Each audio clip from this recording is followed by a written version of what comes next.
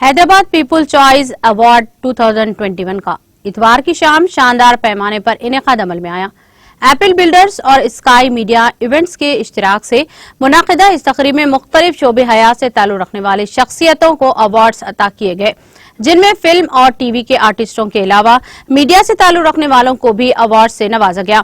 तेलंगाना के मारूफ TTV channel यानी कि टीटीवी से बेस्ट सीनियर एंकर के तौर पर सानिया फातिमा को इस अवार्ड से नवाजा गया। And the award for the best senior news anchor female goes to Sania Bilkis, TTV Urdu। TTV News। आपके अल्फाज, आपके अंदाज बहुत प्यारे होते हैं। बहुत बहुत मुबारक आपको। मैं जफर और सोहेल और पूरी टीम का शुक्रिया अदा करती हूँ इस अवार्ड के लिए। थैंक यू मैम, आपका भी बहुत बहुत शुक्रिया। नाज़रीन, हमारे टीटीवी न्यूज को सब्सक्राइब करें, बेल आइकॉन को प्रेस करें, शेयर करें और लाइक करना ना भूलें। और किसी भी एडवर्टाइजमेंट के लिए हमारे इस नंबर पर कांटेक्ट करें। हमारा नंबर है 9550102020 पर।